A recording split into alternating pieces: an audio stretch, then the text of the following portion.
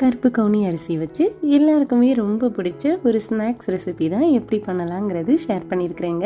இது பண்ணுறதுக்கு 3 கப் அளவுக்கு கருப்பு கவுனி அரிசி எடுத்து 2லேருந்து 3 தடவை நல்லா வாஷ் பண்ணிவிட்டு மூழ்கிற அளவுக்கு தண்ணி சேர்த்துட்டு ஒரு 3 காஞ்ச மிளகாயும் சேர்த்து ஓவர் நைட் ஊற வைக்கிறேங்க. இந்த தண்ணியை நம்ம வடிக்காமல் இதோடு சேர்த்து தான் நம்ம கிரைண்டரில் இதை அப்படியே அரைச்சி எடுத்துக்கலாம். இந்த அளவுக்கு நல்லா பட்டு மாதிரி அரைஞ்சி வரணும். அதுக்கப்புறம் இது கூட பாசிப்பருப்பு 1.5 கப் அளவுக்கு வறுத்துட்டு நல்லா சலிச்சு மாவில் ஆட் பண்ணிக்கலாம். உடச்ச கடலை 1 கப் அளவுக்கு சேர்க்குறேன். 1/2 கப் அளவுக்கு உளுந்து. இதோட டீட்டெயில் வீடியோ நம்ம சேனலில் நான் இப்போ தான் போஸ்ட் பண்ணியிருக்கிறேங்க. அதில் நான் டிஸ்கிரிப்ஷனில் எல்லா அளவுகளும் சரியாக கொடுத்துருக்குறேன். இப்போ இதுக்கு தேவையான உப்பு 1/2 ஸ்பூன், ஓமம் 2 ஸ்பூன் எள்ளு சேர்த்துட்டு நல்லா இந்த மாதிரி கலந்து விட இந்த கவுனி அரிசி மாவு திக்காயிட்டே வரும். இதில் 1/4 கப் நான் உருக்குன வெண்ணெயும் சேர்க்குறேங்க.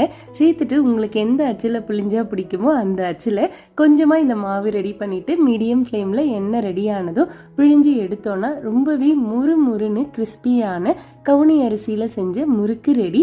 இதோட டீட்டெயில் வீடியோ நான் சொன்ன மாதிரி சேனலில் இருக்குங்க, செக் பண்ணி பாருங்கள்.